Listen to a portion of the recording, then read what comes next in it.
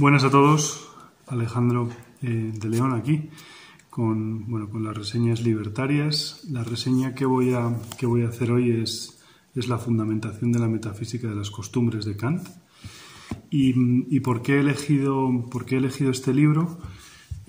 Como prometí iba a hacer Aristóteles y Kant, la verdad que no son evidentemente ninguno de los dos escritores libertarios, pero sí que es verdad que el liberalismo está muy impregnado de este tipo de escritores, aunque, por ejemplo, Kant hiciera una crítica de Hume o Aristóteles propusiera un animal social en vez de luchar más por el individuo, ¿no?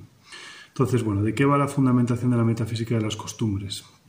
Es un libro de Kant sobre ética, es decir, si la crítica de la razón pura va sobre qué puedo conocer, la crítica de la razón práctica y la fundamentación de la metafísica de las costumbres tratarían el tema de qué debo hacer, ¿no? Que unido a la tercera pregunta, que es ¿qué me es dado esperar?, que sería más la crítica del juicio, pues como que juntarían esta vamos a decir, trilogía kantiana, ¿no? Que sería, en resumen, sería ¿qué es el hombre?, ¿no? Entonces, este libro son 4 partes. La parte inicial básicamente centra el porqué necesitamos una filosofía de la moral.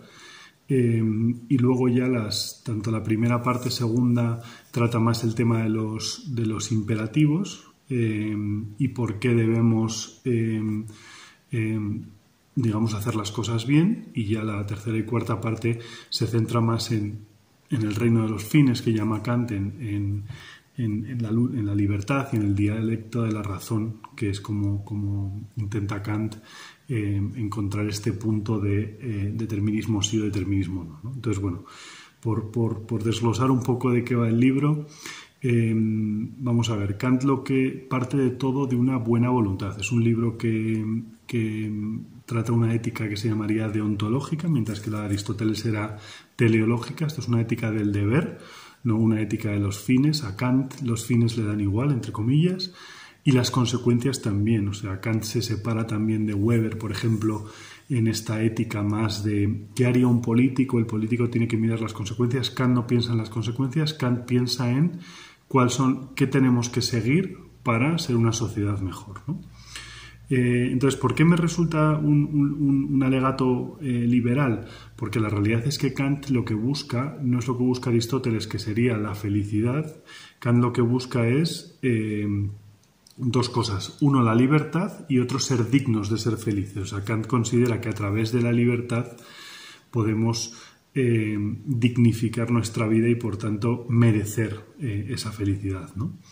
Entonces, ¿cómo lo hace Kant? Kant lo hace a través de, fundamentalmente, dos imperativos categóricos. Lo primero, por resumir, esa buena voluntad que lleva a actuar por deber, y actuar por deber significa estos 2 imperativos que no los voy a decir literalmente como vienen en el libro, pero son básicamente: uno, actúa de tal manera que tus actos se pueden convertir en leyes universales, y el segundo sería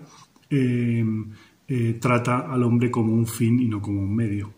Y aquí nos vamos al reino de los fines, ¿no?, que hablaba antes. Entonces, no se me ocurre nada más liberal que tratar al hombre como un fin y no como un medio. Y tampoco se me ocurre nada más digno que luchar por esa libertad, ¿no? Además, esta fundamentación que al final vamos a decir que no consigue lo que busca, que es fundamentarlo, ¿no? La metafísica de las costumbres, estas costumbres, estos valores, esta filosofía moral, no se consigue, pero sí que es verdad que la ética kantiana nos da una manera de vivir y nos da un esfuerzo por la libertad que es muy, muy apreciable, y que creo que representa muy bien, además, la Ilustración, ¿no? Como sabéis, Kant es el hijo el hijo predilecto de la Ilustración, ¿no? Entonces, Kant habló en este libro, y sobre su pensamiento, Kant lo definía como una revolución copernicana.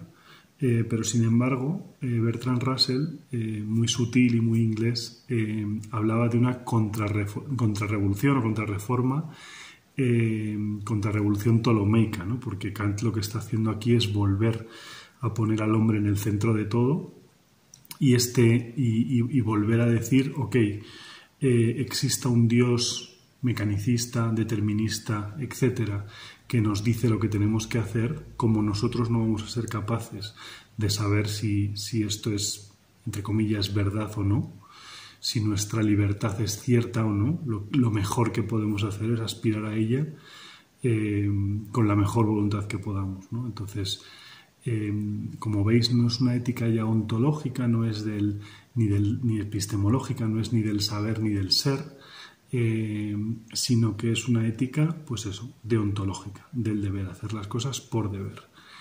Y bueno, junto con, vamos a decir, la ética hegeliana, pues me parecen las dos que ponen más al individuo en el centro. Y bueno, decir que se disfruta mucho la lectura del libro y que cuando dicen, no, es muy complicado y tal, no lo será este libro. Así que espero que os haya gustado. Un saludo a todos.